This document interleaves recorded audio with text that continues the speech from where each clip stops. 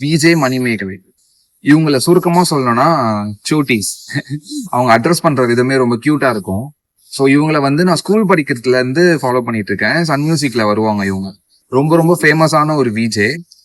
கொஞ்ச நாள் கேப் எடுத்தாங்க கல்யாணத்துக்காக. கல்யாணம் முடிஞ்சு விஜய் டிவில வந்தாங்க.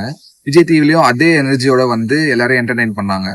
குக் வித் கோமாளின்னு சொல்லி ஒரு மிகப்பெரிய ஒரு பிளாக் பஸ்டர் ஷோல வந்து ஒரு என்டர்டைனரா வந்து ஒரு விஜேவா வந்து அதுக்கப்புறம் எல்லாரையும் என்டர்டைன் பண்ணி இன்னொரு சேனலுக்குள்ள போய் அங்கேயும் இப்ப என்டர்டைன் பண்ணிட்டு இருக்காங்க. இது அவங்க டெலிவிஷனோட லைஃப். யூடியூப்குள்ள வந்தோம்னா யூடியூப்னு ஒரு விஷயத்த எப்படிலாம் வந்து எல்லாரையும் ரீச் பண்ண வைக்கலாம் அப்படின்னு சொல்லி சூப்பர்பா வந்து எல்லாரையும் ரீச் பண்ணாங்க. லாக்டவுன் டைம் தான் அவங்களோட பீக் டைம். அந்த டைம்ல பயங்கரமா எல்லாருக்குமே ரீச் ஆனாங்க. அது மட்டும் இல்லாம இப்போ ஒரு நல்ல இடத்துல இருக்காங்க. அந்த நல்ல இடத்துல இருக்கிறதுக்கு காரணம் வந்து என்ன கேட்டா அவங்களோட ஹார்ட் ஒர்க்னு தான் சொல்லுவேன். ஏன்னா ஒரு வீடு சென்னையில வாங்கினாங்க.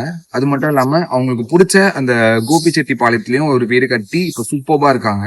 இது எல்லாத்துக்குமே காரணம் அவங்களோட கான்பிடென்ட்டும் அவங்களோட ஹார்ட் ஒர்க்கும் தான். நிறைய பேர் அவங்கள மோட்டிவேட்டரா எடுத்துக்கிட்டு இருக்காங்க. நானுமே அவங்கள ஒரு மோட்டிவேஷனா எடுத்து நிறைய விஷயம் பண்ணிட்டு இருக்கேன். ஸோ நீங்க எப்பவுமே நல்லா இருக்கணும் மணிமேலே.